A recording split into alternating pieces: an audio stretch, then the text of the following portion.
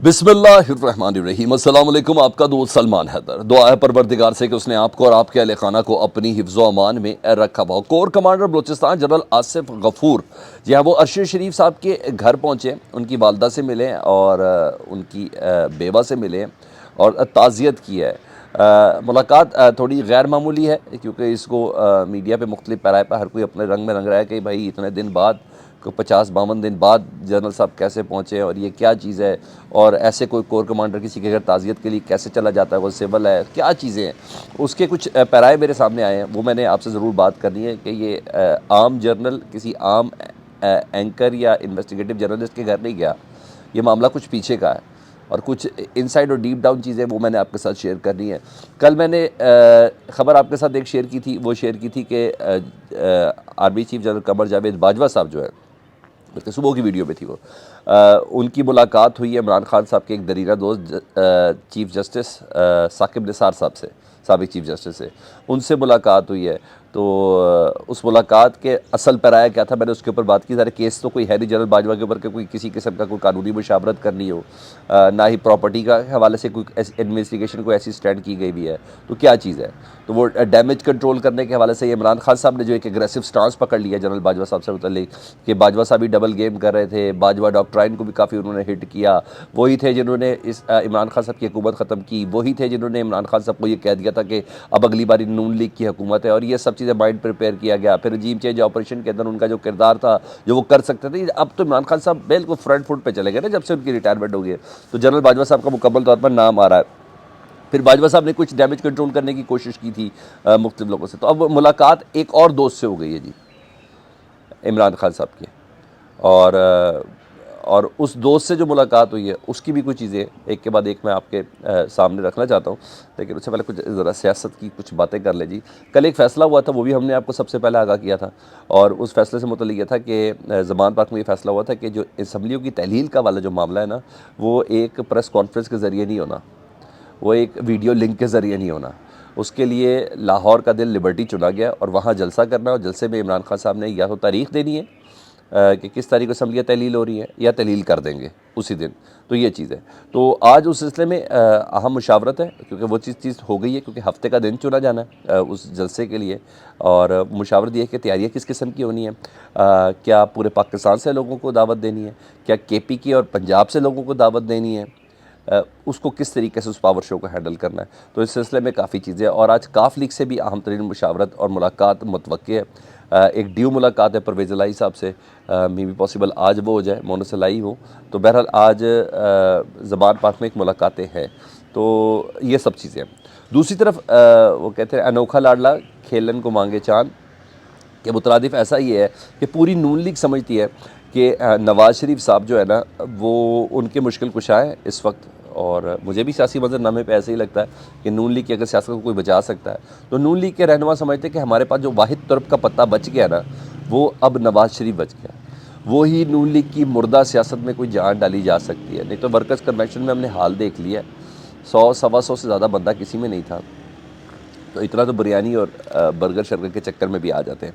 तो उनको पता है कि नवाज़ शरीफ ही उनकी सियासत को ज़िंदा रखते हैं। मुझे भी ये पता है कि अंदाज़ा है कि पाकिस्तान की सियासत में नवाज़ शरीफ की मौजूदगी बड़ी ज़रूरी है। अगर नून लीग, अगर कोई इमरान खान साहब या मुख्तलिफ सियासी जमातें, सबका सियासतदान जीतेंगे तो असम्बली में जाएंगे और पाकिस्तान के लिए कुछ करेंगे ना। तो बहरहाल मुझे भी ऐसा लगता है। और बाकी तो इनकी क़यादत की कारकर्दगी तो अलिफ नंगे हो चुके हैं। अब शहबाज शरीफ ही नहीं रहे, इसहाक डार ही नज़र नहीं आते। और इनकी इतनी बड़ी जो 75 रुकनी काबीना और उसके बाद जो मामनीन खसूसी वज़राए मुमलिकत है, ये सब अलिफ नंगे हो चुके हैं। तो सिर्फ अपने केसेस कुछ ख़त्म करने तो वो कर रहे हैं, मुझे जो कुछ भी चल रहा है, तो कारकर्दगी कोई है नहीं। तो नवाज़ शरीफ साहब ही होंगे। दूसरी तरफ नवाज़ शरीफ साहब के कुछ मुतालबात सामने आए हैं, क्योंकि नवाज़ शरीफ साहब को भी ये डर है ना, अरे भाई मैं आ गए अगर पाकिस्तान तो क्या मुँह लेके आएंगे ऐसे हालात में। ऐसे हालात में लोग तो गालियाँ देंगे। बल्कि नवाज शरीफ की जो पिछली कारकर्दगी है, जिसमें मोटरवेज़ है, जिसमें वो एटम बम कहते हैं, जिसमें वो बड़ी चीज़ें इस तरह की उनके दौर की है, बिजली है, बहुत सी चीज़ें ऐसी है, तो वो तो सारी दफन हो चुकी है। अब नवाज शरीफ साहब ये चाहते हैं कि जब मैं पाकिस्तान आऊँ तो एक सर्टन रिलीफ दिया जाए, क्योंकि पिछली कारकर्दगी की बिना पर लोग मेरा इस्तकबाल नहीं करेंगे। लोगों को सिर्फ पेट चाहिए, کہ اس وقت کیا چل رہا ہے. اگر کسی چیز کرنا ہے تو عوام سے وہ ضلالت سمیٹنا نہیں چاہتے نواز شریف صاحب. اور یہ میں بہت ایکسکلوسیو اور انسائٹ چیزیں آپ کے ساتھ شیئر کر رہا ہوں. تو اس سلسلے میں نواز شریف نے صاحب نے کہا کہ جب میں آؤں نا تو عوام کو کچھ ریلیف ملے, تاکہ عوام کے اندر کوئی دل جذبہ کوئی جوش ہو میرا استقبال کرنے کے لیے, اور پھر الیکشن کے حوالے سے میں کوئی ماحول بنانے کی کوشش کروں گا. جی میں نے یہ کیا, میں نے شہباز کو یہ ہدایت کی, میں نے اسحاق ڈار کو یہ ہدایت کی, تو اس نے یہ کر دیا, اس نے یہ کر دیا, اس نے یہ کر دیا, یہ ہونا چاہیے. تو اس سلسلے میں انہوں نے کہا کہ پٹرول کم سے کم 190 روپے کا ہو. اسحاق ڈار صاحب سے انہوں نے کہا کہ آپ 190 روپے کا پٹرول کریں اور ڈالر کو کم کریں. فی یونٹ جو بجلی ہے, جس وقت میں آپ سے بات کروں اس وقت ہنگامی اجلاس ہے معاشی ٹیم کا چل رہا ہے اس ٹائم, جو بجلی کا یونٹ ہے وہ 300 تک فری کر دیا جائے. اب یہ کیسے ممکن ہوگا جی موجودہ حالات کو دیکھتے ہیں کہ پاکستان ٹیکنیکلی ڈیفالٹ ڈکلیئر نہیں ہوا اس وقت. سب یہ کہہ رہے ہیں 50 روپے کی لیوی تو خود اسحاق ڈار صاحب کہہ رہے ہیں کہ آئی ایم ایف پہ لکھی گئی ہے ہماری شرط, ہم نے لیوی دینی ہے پیٹرول پہ. جب 150 روپے آئی ایم ایف کی شرط پہ لیوی دینی ہے تو کس طرح ہو سکتا ہے 190 روپے لیٹر. تو یہ بڑی, میں نے بولا نا کھیلنے کے چاند مانگ رہے ہیں. تو بہرحال یہ اتنا ممکن نہیں ہوگا, مگر بہرحال ہو بھی سکتا ہے. اسحاق ڈار صاحب ہے, وہ ادھر کا مال ادھر, ادھر کا مال ادھر کر کے, اس کی سبسڈی ختم کر کے ادھر, اس کو کر کے ادھر, پورے ماہر ہے. ان کو جو لوگ ان کو جانتے ہیں وہ بڑے اچھے سے سمجھتے ہیں کہ وہ ایک اچھے اکاؤنٹنٹ ہے. اسحاق ڈار صاحب, ان کی ایکسپرٹی وزارت خزانہ کی نہیں ہے, ایک اچھے اکاؤنٹنٹ کی ہے. تو آج ہنگامی ٹیم کا یہ اجلاس ہے, اس وقت جاری ہے. گورنر اسٹیٹ بینک اس میں, وزیر خزانہ اس کے اندر ہے. تو دیکھیں کیا ہوتا ہے. تو بہرحال یہ نواز شریف صاحب کا مطالبہ ہے کہ میرے آنے کے لیے بھائی کو ماحول تو بناؤ نا, بتیاں روشن ہوں, کوئی لائٹ شائٹ جل رہی ہو, کوئی ڈھول ڈپے ہو. یہ ڈھول ڈپے ہی ہے نا ان کے لیے, تاکہ اس پہ کوئی بات کر سکیں. تو یہ تو چیز میں نے آپ کو بتا دی. اب آؤں ذرا اس ملاقاتوں سے پہلے جنرل فیض صاحب کی, جنرل باجوہ صاحب سے ملاقات, وہ میں پہلے آپ کو ذرا ڈسکس کر دیتا ہوں. جی میں نے صبح آپ کو خبر دی تھی کہ کل ملاقات ہوئی ہے سابق آرمی چیف جنرل باجوہ کی چیف جسٹس ثاقب نثار سے. اور میں نے آپ کو بتائی بھی تھی کہ کوئی کیس کوس تو ہے نہیں کہ جس کو بنا پہ ختم ہوئے. تو ڈیفینیٹلی عمران صاحب کو یہی کہنا تھا کہ حاضرہ اولا رکھیں سر, تھوڑا پلیز ذرا دھیان کریں, آپ بہت ہی زیادہ ہو گئے. تو میری یہ پوزیشن ہی تھی, یہ تھی جو کچھ بھی چیزیں کلیئر ہو رہی ہوں گی. تو ثاقب نثار صاحب, میں نے کو بولا عمران خان صاحب کے بہت کلوز ہے, ایون ان کی فیملی بہت کلوز ہے عمران خان صاحب کے ساتھ, ان کے بچے عمران خان صاحب سے ملنے کے لیے جاتے ہیں.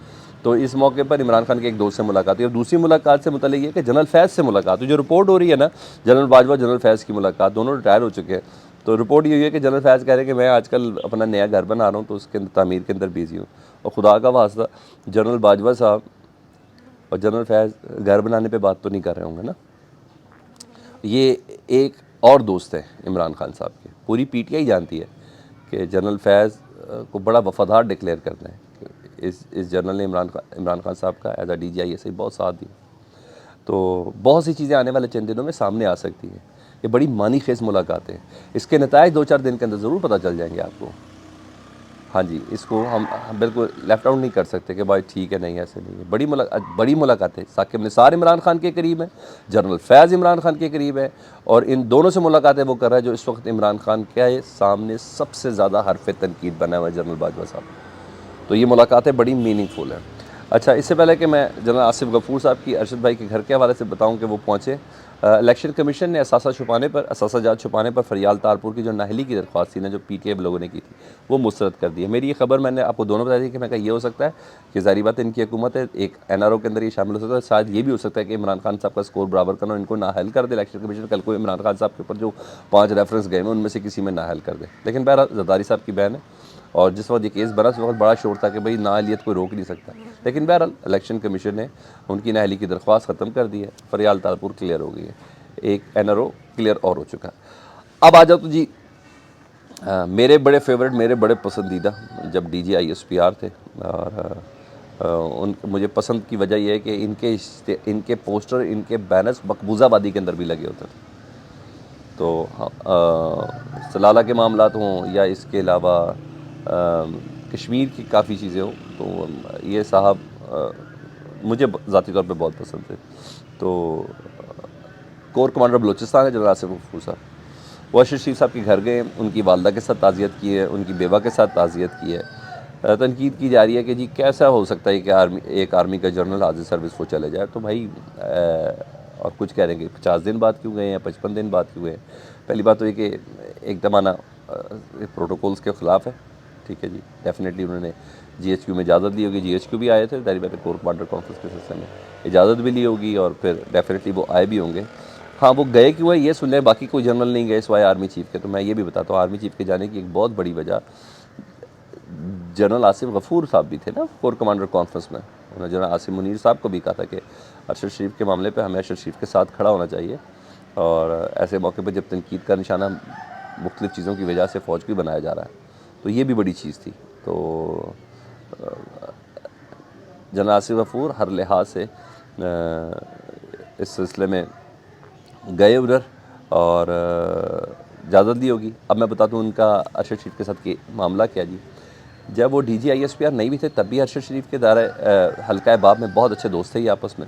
ایون جب ارشد شریف کی شہادت ہوئی تھی تو انہوں نے اپنا ڈی پی بلیک کلر کی کر دی تھی ٹویٹر کی. اچھا, کیونکہ یہ کچھ کہہ نہیں سکتے تھے نا کیونکہ حاضر سروس جنرل تھے. اور دوسری چیز یہ کہ جب یہ D G I S P R تھے تو کئی آپریشن ہوئے نا, راہ راست کی رائے نجات کے بعد تو پچھلی والی چیزیں ہو گئی نا, یہ ضرب عضب اور دوسری جتنے بھی آپریشن تھے جس میں رد الفساد وغیرہ, اور پھر دوسری کافی چیزیں تھیں وہ ان کے دور میں تھی. تو جب ہم نے بھی کوئی آپریشن کرنا تو ہم آئی ایس پی آر میں اجازت لیتے ہیں یا ان سے کہتے ہیں کہ ہم یہ کرنا چاہ رہے ہیں اور ہم یا کوئی ایونٹ کو کور کرنا چاہ رہے ہیں تو ہم ان سے اجازت لیتے ہیں, ان کو بتاتے ہیں تاکہ ہمارا کمفرٹ زون بنا جائے. تو یہ کمفرٹ زون کے لیے آصف غفور صاحب اور ارشد شریف ذاتی طور پہ تھے, ایک دوسرے کے دوست تھے, ایک دوسرے کو برتھ ڈے کے گفٹس بھیجتے تھے, ایک دوسرے کو تہنیت کرتے تھے, ایک دوسرے کو اپریشیٹ کرتے تھے. تو اس لحاظ سے دوست ہے. تو دوست کے گھر اس کی والدہ کے پاس اس کی تعزیت کے لیے چلا جائے تو تنقید کرنے والوں کو شرم آنی چاہیے. ان کو اپنی ذہنی پستی کے اوپر کم از کم تھوڑا ماتم ضرور کرنا چاہیے. رہی بات ارشد شریف صاحب کے قتل کی جی آئی ٹی کی, اتنا میں آپ کو بتا دوں, اس کو میری ہنٹ پوائنٹ نوٹ کر کے لکھ لیں گے پوائنٹ کہ اس میں انڈین نیٹ ورک بہت انوالو ہے. بس میں آپ کو اتنا بولوں گا, عنقریب آپ کے سامنے وہ خاندانوں کے نام بھی آ جائیں گے انڈیا کے جو کینیا کے اندر انوالو تھے. یہ نیٹ ورک میں کیسے ہوگا, سیاسی نقطے اور کڑیاں بھی کئی ملیں گی پاکستان کی اس میں, لیکن انڈین نیٹ ورک اس میں انوالو ہے. پھر کسی وقت ان کا نام بھی بتاؤں گا میں آپ کو, لیکن یہ میں آپ کو بتا دوں یہ بہت سی چیزیں اس میں. فیڈ بیک سے متعلق آگاہ کیجیے گا. اپنا بہت زیادہ خیال رکھیں. اللہم صلی علی محمد و آل محمد.